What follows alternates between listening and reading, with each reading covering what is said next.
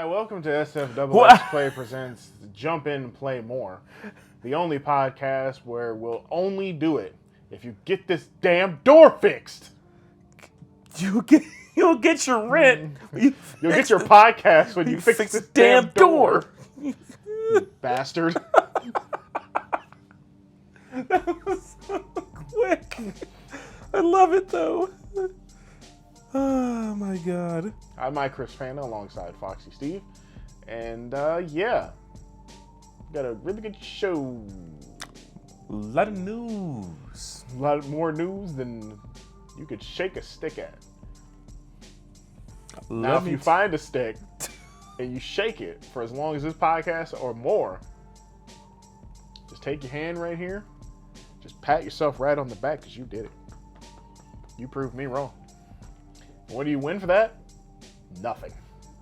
Except my congratulations to you and telling you the ability to like, comment, share, and subscribe to this video while hitting the notification bell to stay up to date whenever we release any new content, whether it be a WWE 2K22 MyGM video, a podcast, or anything else that we have in the works that we just have not got around to doing. But it's coming because there's got to be more than just two things on the goddamn channel. I know that. It's got to come. And Steve will keep looking at the news, so I'll tell you what you can do. Just getting everything queued up, baby. If you're listening on any of our platforms, whether it be Spotify or iTunes or, hell, I don't know, fucking SoundCloud. It's there. Be sure to leave us a like and rate us a 5 stars. And if you can actually leave a comment, be sure to let us know your thoughts on the podcast and any other ideas that you could think of for a great Xbox topic.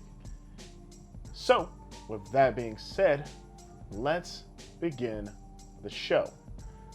Today's episode, we're going to be running down news that Steve's lovely fucking hands have prepared for us.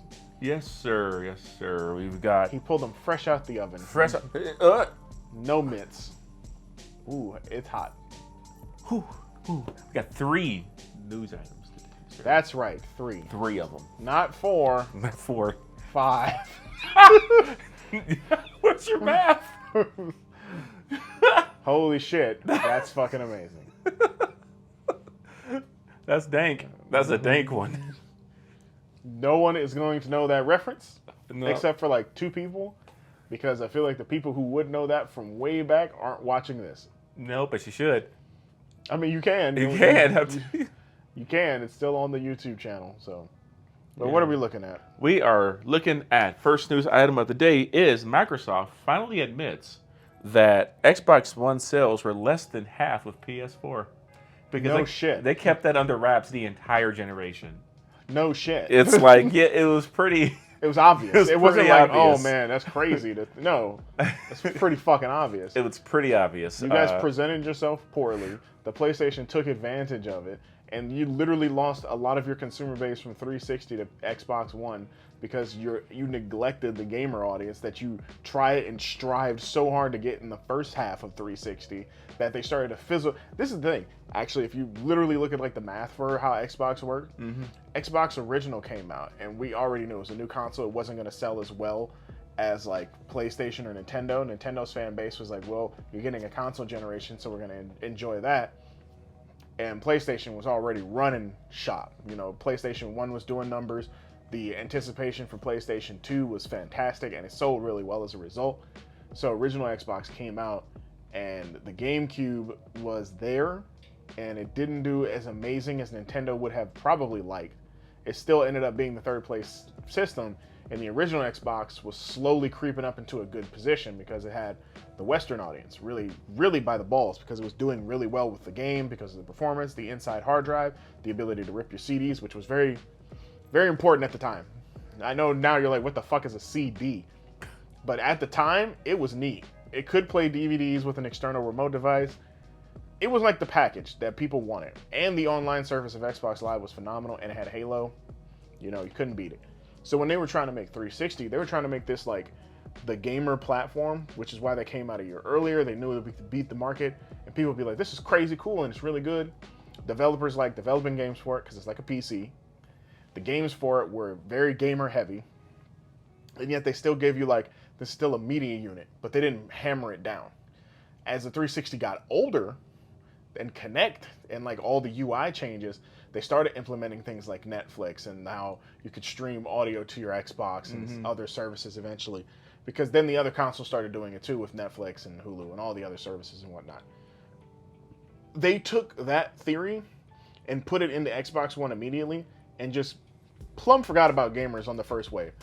Your first thought making a console, a video game console, should be video games. Yeah, they fumbled the bag real heavy. And to just now admit that, yeah, your sales were less than half, no fucking shit. It is like, really. Yeah, it according to The Verge here, it came by way of a translated thing from Microsoft in like Portugal, doing like some kind of earnings thing. Yeah, how it sold, it's still more than twice as many than the Xbox, which means PS4 shipped 117 million units as of March, which would mean that Microsoft would have shipped less than 58.5 million units for the generation. And I'm not shocked. Like, even think about this. The PlayStation 4 was kind of, and I'm going to use quotations, kind of putting out 1080p gaming, because it was 1080p, but it was like not great 1080p. It was like 900p or something like that. And the Xbox at most was like still putting out 720 for like most everything. And it was like, you guys are fucking up. They really were like making like bad decisions. It was like, it was a better console in certain regards, but like the PlayStation came with all the gamery stats that people wanted to hear.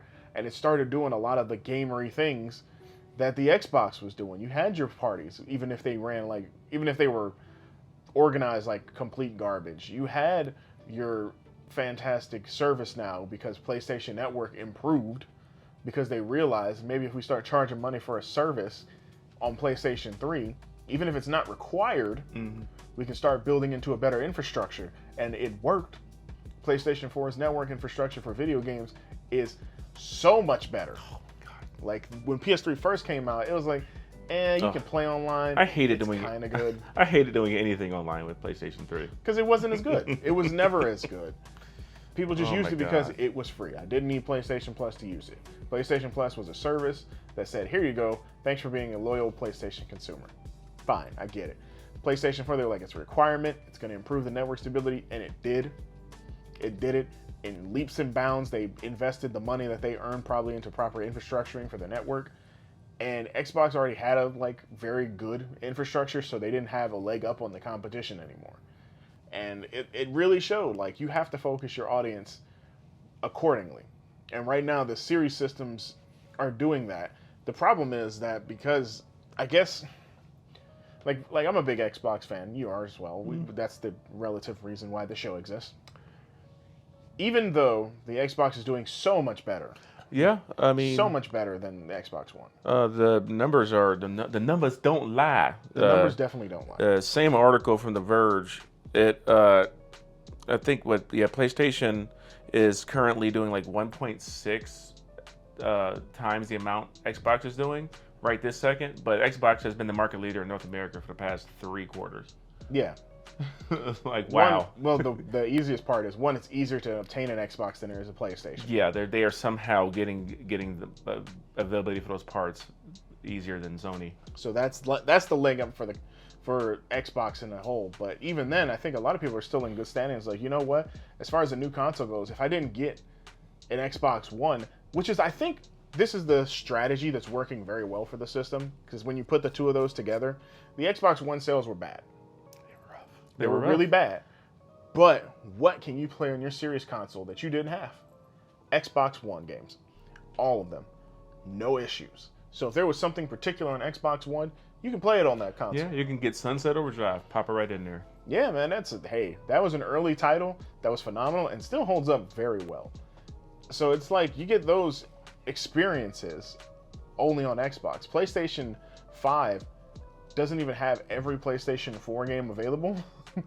To my knowledge, it's a large majority. Yeah, but there's a few exceptions, and it's weird. I don't remember which ones it is, but it's like Nah, it's not 100%. It's just so strange to me. Why isn't that just a given? It should just be a given I don't that know. every PS4 game should just work on there with no caveats. Because Sony wants you to forget about the past. They do. They literally They want you to do. forget about the past. For some reason, it started out PS2 could play PS1 games, but not all of them, because emulation was kind of weird. Okay, fine. PS3 came out, you can play PS2 games. And then they were like, this costs too much money. So you can't do that no more. They basically, and that wasn't emulation. They just threw a PS2 in that bitch. They threw a PS2 in it. And it was hardware based. And so. they couldn't emulate a PS2 on the PS3 hardware. I'm sure they could have. They just didn't want to. They didn't want to work on doing so. No, they were trying to get PS3 games to work on PS3. Exactly. They were struggling. So, and then PS4 just completely abolished everything prior. That's how I knew. It was like, you guys don't care about your lineage, which is bad, because a lot of people will look to the past for motivation for the future. Whereas like the Xbox is still relatively new. It didn't have that 90s jump. It started in 2000s. So you have to like literally say, what's your strong suits and can you stick with it? Which is honestly a problem the company currently has. Like, it would be lovely to see if they could say, can we talk to some of the companies that worked on prior titles? I know they did something with Phantom Dust on Xbox One, and it came out for free, and then it just vanished. There was going to be a new one, canceled. I would love to see Phantom Dust return, Otogi return, Breakdown return, Brute Force return. You know, there's a lot of like actual really good Xbox titles that just have never leaped into 360 territory and won't come back. Yeah, well, let me get Jade Empire. Yeah, a lot of people wanted Jade Empire. People wanted Jade Empire on 360. Yeah. People have been wanting that game to come back because they're like, yo, this is cool. But they were just like, we only do KOTOR and Mass Effect now. Now, that was the caveat that BioWare was making Mass Effect. So it was like... Yeah. I mean, I'm happy to have Mass Effect. So. Yeah. So it's like, you get what you get. But it's kind of sad because that company put all their eggs in one basket. And the problem is that you don't have as many eggs anymore. Because if an egg fails, an egg starts getting rotten, you throwing that egg out. Look at Crackdown. Crackdown 1 was a pretty good success, and nobody expected it to be. And then ever since that one, they were trying to catch lightning in a bottle twice, and they never could. Nope. So it failed. That's how it works. Yeah. Yeah, it's unfortunate. But again, though, it's just nice to see that they were able to take that loss, take that L, and have Phil Spencer take the reins and really learn from it. Yeah. To improve on what we've got now. It makes a difference. Like I said, having the ability to play. I was like, is Xbox One gonna be the last one? I didn't think it was gonna be the last so one. hard. I knew it wasn't gonna be the last one because I was like, Microsoft got too much money. That's true. And it's not like it was a colossal failure. It was just a failure. Like it wasn't a Wii U. Yeah, if Nintendo is going to come out with another system after Wii U, then Xbox is going to come out with another Xbox after Xbox One. Like, Wii U was still the worst console. Yeah, that between the three. Yeah, that was. They sold like 13 million units. And fucking Nintendo was like, we got to fix this. And they did. Yeah. And Xbox was like, damn, we suck this generation. We can do better, right? We turn around. Yeah. So, it's turning around. I think their design for everything is fine. I won't say good, but I'll say fine. It's workable. The Series S looks like a big speaker, and the X looks like a fridge. Yep. But hey, the PlayStation 5 looks like a router. So yeah, they're all collectively terrible. That's a mess. Yeah, all we need now is the games to start coming out. Just more first party stuff. So eventually, we'll get them. Next news story, unless you had anything else on that one. Next news story I got comes from Forbes, from Paul Passy, from Forbes. Microsoft accuses Sony of paying publishers to keep games off of GamePass. This comes out of a ongoing situation with Brazil's it's kind of like Brazil's version of the FTC with companies buying other companies and stuff like that. So initially, Sony came out and said that they feel that Microsoft buying Activision Blizzard is kind of dangerous for the market because of the like brand recognition Call of Duty has, and that Call of Duty is so huge just on its own that it would impact sales of PlayStations. and sales of that game on PlayStation, because they were like, Call of Duty has more teams than just for Call of Duty than other developers have for just their entire franchises. Well, yeah. So they came out and said that, and this is all, I guess, normal par for the course stuff when a company merges with another one or tries to acquire it. So Microsoft revealed that they said Sony is like paying money to keep games off of Game Pass. They didn't name what these games are, but apparently they're blocking rights to keep the third-party stuff off of there. I could see that. I'm like, wow, I didn't know that. I mean, that's interesting. So here's my biggest takeaway from this. First off, Sony is very much right. It was a big concern when Activision Blizzard was kind of announced to be potentially getting acquired by Microsoft, and then we were all like, that's crazy, because they bought Bethesda. And is it just Bethesda now? Is this Bethesda software? Oh, no, the whole thing? Something. They bought it from ZeniMax. Yeah, it's whatever the fuck they call that company with Bethesda games. And they bought all that, and we were just like, wow, this is huge. And it was huge. But somehow, Bethesda is a big company, but it's not the big company. Yeah, it's not massive. It's huge, it's a massive haul of stuff that Xbox desperately needs. But it's not like, oh, crazy. Mm-hmm. So when you hear that the Activision Blizzard thing happened, there was two reactions. Oh, thank God, because they were literally trying to put out a fire with fire. And it was just... Yeah, Activision Blizzard needed some oversight with how they run their company. It was really bad, and they needed somebody to overlook them desperately. And then on top of that, it was just kind of like, God damn, they're going to take up like the biggest market shareholder probably currently, next to like EA. Yeah, pretty much. I can't think of another publisher besides EA that's big as Activision Blizzard, or even close to it. Not unless you're talking Nintendo. Yeah, I mean, yeah, okay, but anybody that's not making hardware. Yeah. Like straight games, Activision, Ubisoft, and EA, and then like Sega is like third or fourth. Yeah, then you get into like your Capcoms, your Square Enix, which was they're also trying to apparently sell off assets at some point. I don't know who is going to pick Square Enix off the table. Yeah. I can see Sony trying to do it. Because like really the biggest thing to kind of look into is that, man, yeah, I think Sony is scared, because if that is true what Microsoft is saying, which I could wholeheartedly believe that Sony is going to try and line a few companies' pockets with a little bit of extra funding to say, if we give you this much money or do something like that, we need you to not put your game on Game Pass. Game Pass is a very good thing for a lot of publishers, because Xbox is paying people outright to get their rights for the game for even any amount of time on Game Pass, so people can play it and then have those sales reverberated back to them. And when people hear that, they're probably like, damn, that's a pretty good idea. But Sony is like, damn, they're taking away from our money. And it's because Sony is not doing their part in something similar. They came out with the PlayStation Plus thing. It has 3 tiers, and they're all kind of weird. Yeah. The first tier, like it always has been. Second tier is like it always has been, but with more PS4 games in it, so you can just play more shit. And some PS5 games. Cool. The third tier has retro games in it from like PS2, PS3, PS1, but it's really shitty. Now, here's the problem. You don't break something like that up into tiers. You could have just done like Game Pass and called it PlayStation Plus exclusive.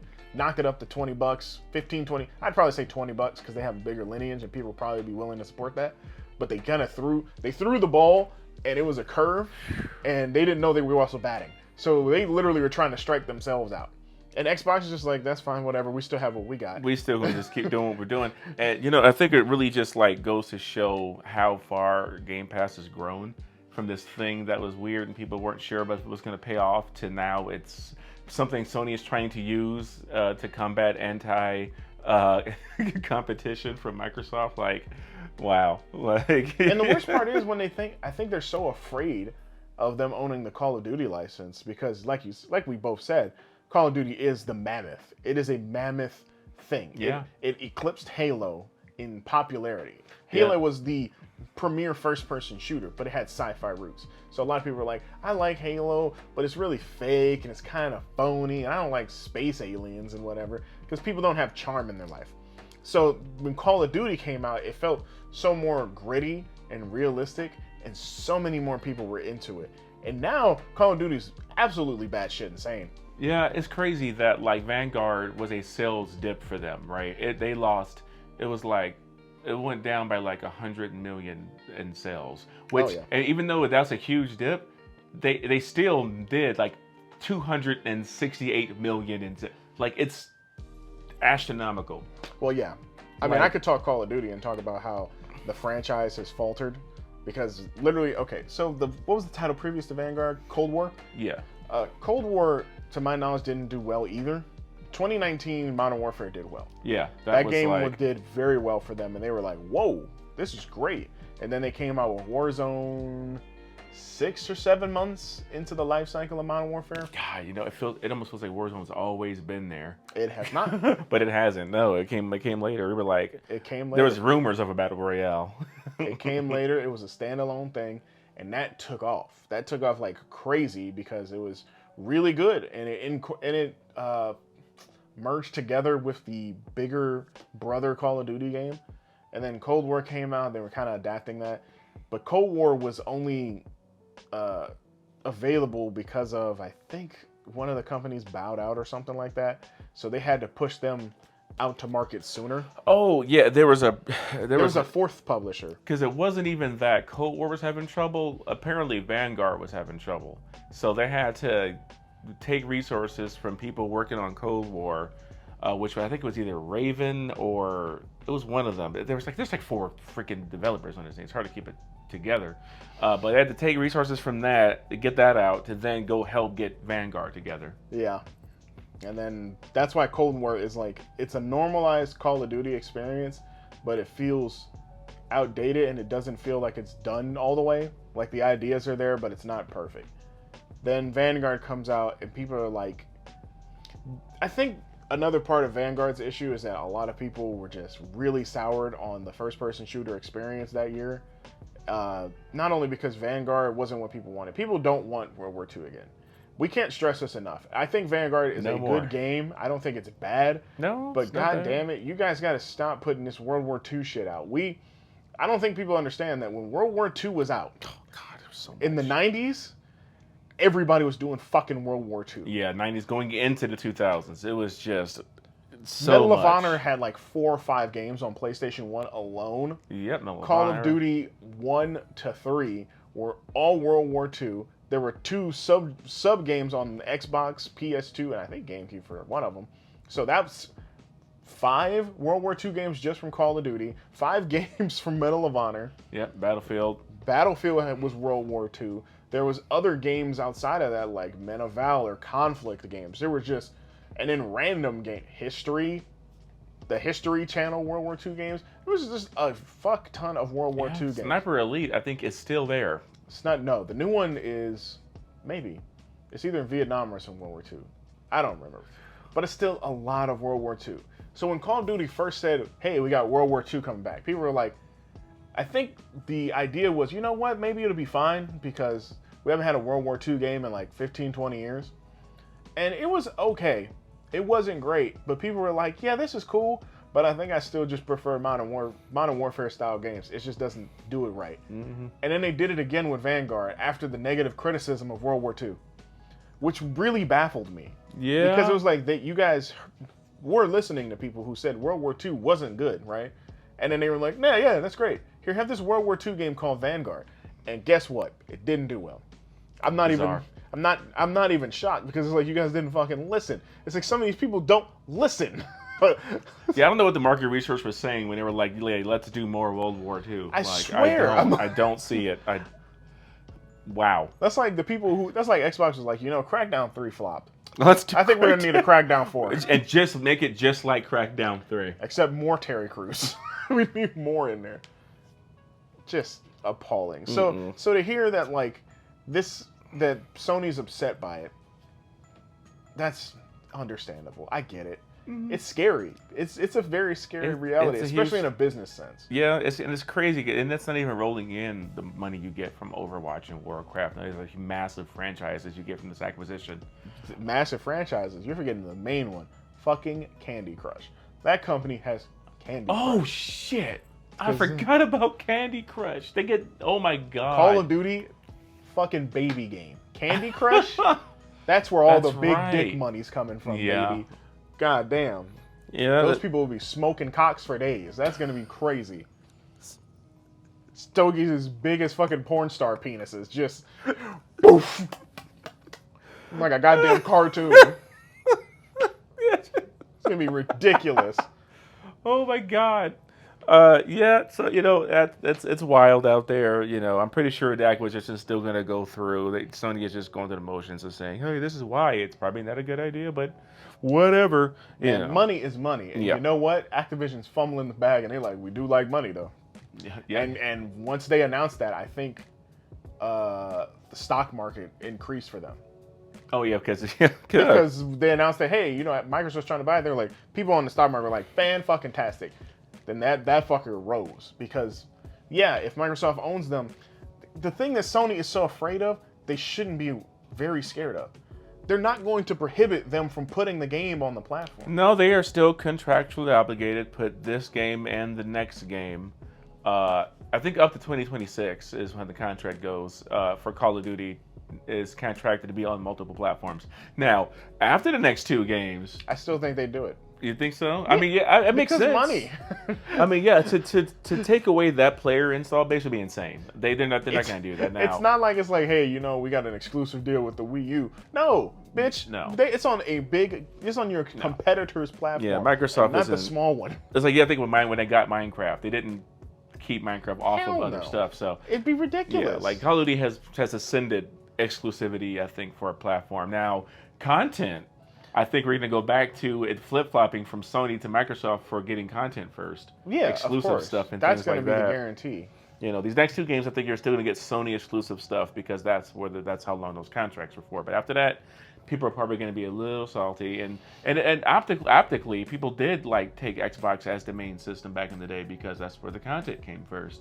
Yeah, and I think that's going to sway some people to buy an Xbox. But at the same time, I knew plenty of people who were like, I'm buying on PlayStation because my friends are on PlayStation. Yeah, oh yeah. It's going to be that same incentive, but absolutely. You have to stop thinking that way. It's all about the new players, really, and where they're going to go versus the legacy people who already have their, community and stuff like that. The new people are going to go where they just want to go, I guess. I mean, hell, if it's on Xbox and it runs on Xbox Best and it gets content exclusive early and their whole life is Call of Duty, they might go to Xbox. And I mean, it's fine by me. I think the Xbox has always been the superior system for Call of Duty. Yeah, I mean, that's been the best way to play it. I think the controller is perfectly made for those games. The controller is absolutely better than the PlayStation controller for shooters. I will say PS5 controller is good. It's a good controller. But but historically. Oh, there's also, I don't even know if this pertains to Call of Duty or any of the other games, but PS5 has inherent input lag.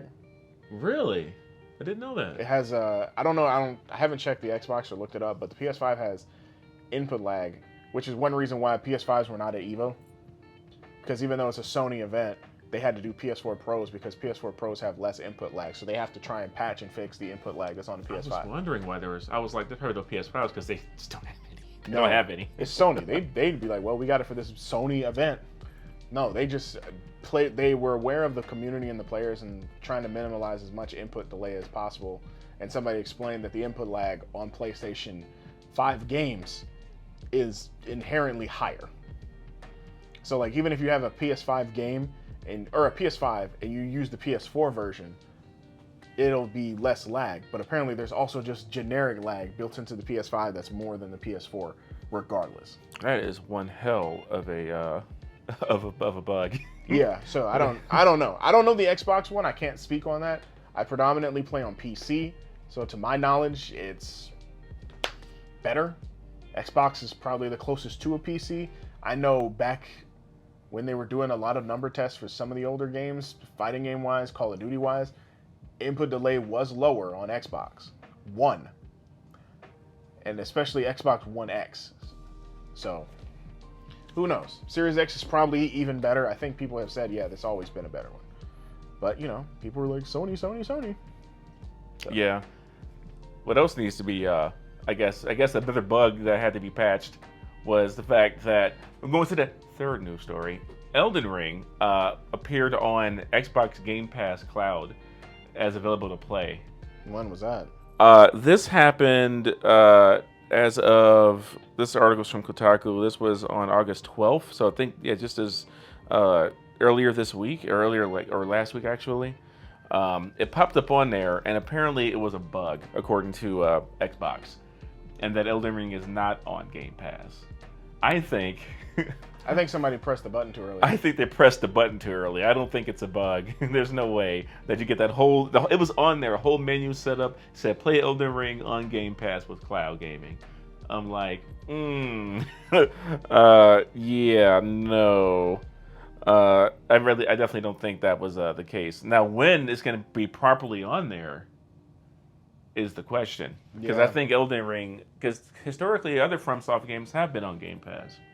I think so. Yeah. You've had Dark Souls on there, so I think there's a really good chance of Elden Ring coming to Game Pass. Yeah, I mean, it wouldn't be out of the realm of possibility. I wouldn't even be surprised if it comes to Game Pass and the PlayStation service. Just because Elden Ring's so popular, I think they don't want to. I think, truthfully told, the game released in the second month of this year, so February, I think. And we're only in August. It won't come out till next year on Game Pass. I think, if anything, it may be early next year, or they fucked up and put the date in wrong. It's supposed to be summer of next year. So this way they can be like, well, if you hadn't had a chance to play Elden Ring on console, here you go. Yeah, wait for it to get all the Game of the Year awards. Of course. You know. Because this way people know how good it is. Some people were on the fence still maybe about it. How? like it is definitely my game of the year. It's one of my favorite games of all time at this point. I think people probably will look at this game the same way Skyrim was initially looked at. Yeah. And they should, I should say. Yeah, this is a... I don't think it's going to have maybe as much replayability as Skyrim. I don't know. I think Skyrim had that layer of replayability that so many other people liked because there was just a lot to do. This game has a lot to do in it. Like, there's a lot of places that I just didn't explore in Elden Ring that other people did, and I'm like, wow. And there's a lot of things you can do, and a lot of things you may miss, and multiple endings, and different paths for optional quests. Not to mention whenever they come up with DLC. Yeah, and the DLC, because that was rumored, and it's more than likely going to happen at some point. They've been putting in free additional content under the hood for a while now through different patches. Like, certain areas have more to them now. They have optional side quests that you probably wouldn't even know about. But oh yeah, I heard they added like new NPCs, things like that. Adjustments to weapons for PvP and PvE. So the game is procedurally getting updated and fixed and adjusted accordingly. And that's why I'm like, this is great. It's going to be a lineage title for them, but it's not going to be like Skyrim. Skyrim has transcended that whole company to the point where they don't even need to make an Elder Scrolls game. It'll just be called Skyrim. Insert name here too. Like, they could. They get rid of the Elder Scrolls name, and everything's just Skyrim now. Yeah, people are waiting with bated breath for whatever Elder Scrolls 6 is, but I don't know, man. I think Elden Ring might be that. Like you've changed things forever. It's changed things perfectly because it literally did what Breath of the Wild was trying to do and fleshed it out. And Breath of the Wild took everybody by storm. Everybody wanted to play Breath of the Wild. I remember playing Breath of the Wild and I was like, I love this game. It's super great. And then like 10 hours into it, I was just like, I am fucking bored. Yeah. I am so beyond this game. I finished one dungeon and was like, everywhere in this fucking map is the same. There's nothing to hear. There's nothing to listen to. There's like, oh, here's one Octorok. Poof. And I'm like, huh. I just keep on running. And then I just kept on running. I did buy a house. But other than that, I don't even remember if I bought a house. I probably did. But I don't fucking know. Basically, I feel like Breath of the Wild crawled so that Elden Ring could run. Yeah, and that's why Breath of the Wild 2 ain't coming out this year, because that game ran right over that motherfucker. They looked at it as like, ooh, let's take a minute. They saw the last trailer. It was like, guys, if we mess up, We messed up, didn't we? We messed up. Because it's like, yeah, Elden Ring is what I wanted Breath of the Wild to be. Like, have that open world, have the discovery, but there to be more in it to do, and to have cool like stuff to do in the story, to experience and everything like that. It just didn't have it. It was just empty. It was a lot. And it was so much open land that could have just been filled with like tiny little camps with interesting little treasures. And the way Breath of the Wild was set up is that it had multiple mini dungeons with the challenges or whatever they were called. Yeah, the shrines. Yeah, the shrines, and then it had the big dungeon, and that was fine. But like I said, everywhere on the map felt so barren and empty, and there was no life around. Yeah, you know, it's like, it's interesting how they did their shrines, but in Elden Ring you get these catacombs, and the catacombs are way more fleshed out, depending on which catacombs you go into. Some of them are shorter. But some of them are these insane things, and they have multiple pathways. And oh yeah, my brain was like catacombs, and I'm thinking like the Sophia River. I'm like, oh yeah. I'm like, no. You're talking about like the caves and shit. Yeah, with, the like, caves. The gremlin statues. Yeah, or, like, and the they gremlin stuff you can get into. And they usually have, they have bosses in them, and all that stuff. There's sometimes multiple things to find, and it's just everything is just more fleshed out in there. And yeah, Elden Ring has the one thing I can think of, especially comparatively, for Elden Ring to Breath of the Wild, because I'm talking about how empty Breath of the Wild is, but like even from landscape to landscape, like the first place you start out and it's like a little castle, abandoned. It's kind of like grass, little puddle of water here and there, cool. But you're like near Snowy Cap, and it's like, oh, that's cool. Then there's like another place, and it's kind of rainy. Oh, that's kind of cool. And there's like desert, and they all are like this kind of around. And I think there's like a little area with like lava or something like that. Not a whole lot, but it's like, oh man, there's a lot of fire. This is the game, right? Now just take that as you will, but just imagine you're running around all these lovely locales and there's nothing there for like a long time. Now here's Elden Ring. You have your horse that you can summon at any time. You can run if you want, but there's always seemingly like a camp there. There's wildlife, there's foliage, there's random enemies that can pop up. There's the catacombs that Steve mentioned. There's like other little dungeons on top of that. There's big massive dungeons. Hidden bosses. There's hidden bosses. And then when you go to like certain areas, the whole landscape feels like it's alive and different. When I'm in the starting area with like just the wooded stuff and like the tree settle near the beach, I'm like, man, this is crazy and expansive. And then you go to another area and it's more dense forest. You go to another area and it's like snow caps and there's like even more snow caps. You go into Caelid and it's like, it feels like everything's bloodied and like dying from rot. And you go to like the capital city and it feels like it's the capital. Huge.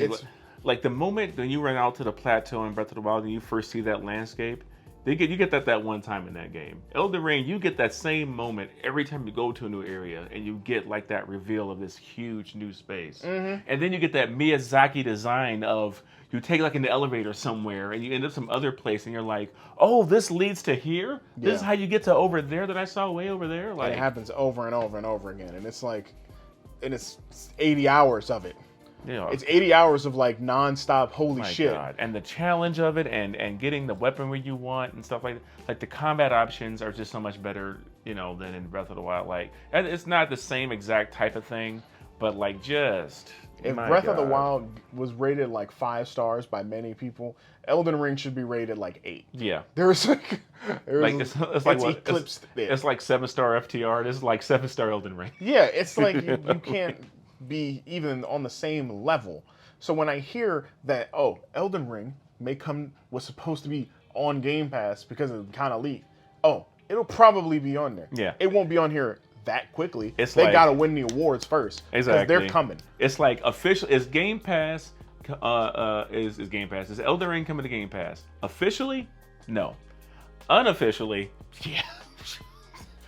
Hell, if you want, I'm about to give you a spoiler. It's August. You got another 4 months, roughly, till the Game of the Year nominations and awards start going in. And we do our own Game of the Year award show here on our YouTube channel. I highly implore you to check out the previous one. It was kind of rough, but it was put together in the span of like 2-3 days, and it wasn't bad. I liked it. It's very nutty. It's Oscar worthy. It's very nutty. Expect Elden Ring to win a good majority of awards. Yep. Not even from us, but just everyone. We do fan voting. and we still expect it to win a majority of the awards. I know people who have never played it and they're like, that's a game of the year. I know people who are like, I wouldn't play it. Played it. That's game of the year. Yep. I know people who know that game's not for me. It's still gonna be game of the year. It's incredible. It's highly unlikely that anything's gonna surpass it, and we'd just be lying to you if we said, oh yeah, something else is gonna be better than that. God of War Ragnarok is probably gonna be fan-fucking-tastic. It will not beat Elden Ring. It's not gonna be Elden Ring, I don't think, but it's got a shot. It will win its own share of awards. It'll probably have its own Game of the Year awards from other places. Mm-hmm. Hell, it'll probably win Best Voice Acting, because Elden Ring ain't got much of that. No.